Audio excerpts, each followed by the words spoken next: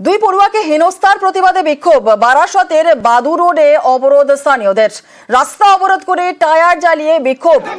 বৃহস্পতিবারই ভ্যানে বাড়ি ফেরার সময় হেনস্থা। আরো একবার আপনাদের জানাই, দুই পড়ুয়াকে হেনস্থার প্রতিবাদে বিক্ষোভ। বারাসতে বাদু রোড অবরোধ স্থানীয়দের। আমাদের সঙ্গে রয়েছেন আমাদের প্রতিনিধি জিয়াউল আলম। জিয়াউলের কাছে একটু বিস্তারিত জানার চেষ্টা করবো। জিয়াউল, কাদের বিরুদ্ধে হেনস্থার অভিযোগ, ঠিক কি ঘটেছিল?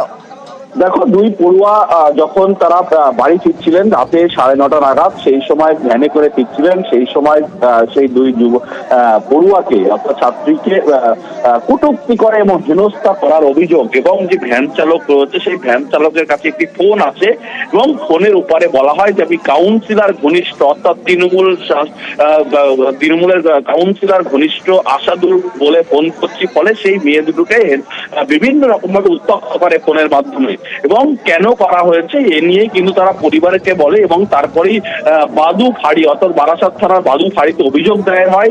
অভিযোগের পরে এক যুবককে গ্রেপ্তার করা হয়, কিন্তু পরবর্তীকালে তাকে ছেড়ে দেওয়া হয়। কেন ছেড়ে দিলেন পুলিশ, তাদেরকে না জানিয়ে কেন ছেড়ে দেওয়া হলো? এই ভ্যান চালক কি সেই ভ্যান চালক?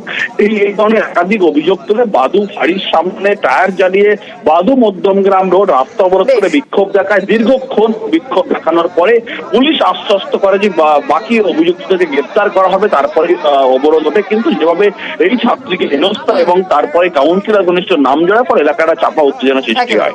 ধন্যবাদ জিয়াউল।